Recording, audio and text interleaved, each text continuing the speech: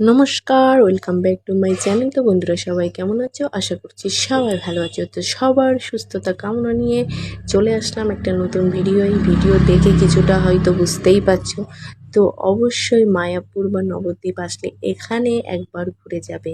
এইসব দর্শনীয় স্থান না ঘুরলে কিন্তু অনেকটাই মিস করে যাবে।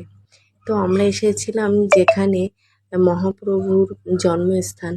তো সেখানে মহাপ্রভুর একটা সম্ভবত ৬০ ফুট, আমি জানি না, যে গৌরাঙ্গ মূর্তিটা রয়েছে, তো তার আশপাশে কিছু ঘটনা তুলে ধরা হয়েছে কিছু মূর্তির মাধ্যমে। যেমন সেখানে আছে মহাভারতেরও অনেক দৃশ্য কাহানি সেখানে আছে। তারপরে তোমার শ্রীকৃষ্ণের যে গোপীদের সাথে লীলা, তারপরে শিব ঠাকুরের মূর্তি আছে, তারপরে যে কংসর বধ, তারপরে বকাসুর, এইসব নিয়ে যে সাবিত্রী সত্যবান, তারপরে অনেক কিছুই। তো সত্যি খুব ভালো লাগলো, আর বাচ্চারা এত আনন্দ পাচ্ছিল এখানে। আর অনেকটা খোলামেলা জায়গা।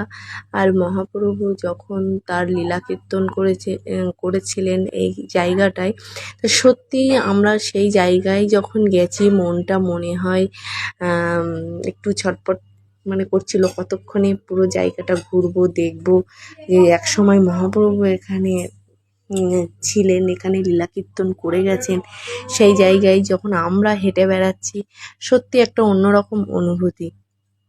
তো আমরা যেহেতু হোলিতে গেছিলাম, তো অনেক মজা করেছিলাম। তো ভিডিওটা অনেক দিন ধরেই পড়ে রয়েছে, তোমাদের সাথে শেয়ার করা হয়নি, সেইভাবে সময় সুযোগ কিছুই হয়ে ওঠেনি। এই জন্যে এখন একটু বসেছিলাম, মনে করলাম যে তোমাদের সাথে শেয়ার করি। তো অবশ্যই কিন্তু তোমরা মায়াপুর, নবদ্বীপ যেখানেই যাও না কেন, এই জায়গাগুলো মিস করবে না।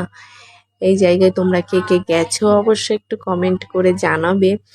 আর আমার তো ভালো লেগেছে, তোমাদের কেমন লেগেছে অবশ্যই জানাতে ভুলবে না। এই জায়গাটা যদি তোমরা না দেখো তো অবশ্যই বড় একটা মিস করে যাবে। যেখানে এখানে দেখো ব্রহ্মা মূর্তি আছে। এই যে দেখতে পাচ্ছ মহাপ্রভুর পেছনে যে এটা মূর্তিটা দাঁড়িয়ে আছে, তার পেছন দিকটা এই একটা ছোট্ট পার্ক যে ওরা তৈরি করেছে, তার মধ্যে সব কিছু যে ফুটিয়ে তোলার চেষ্টা করেছে, এটাই কিন্তু অনেক।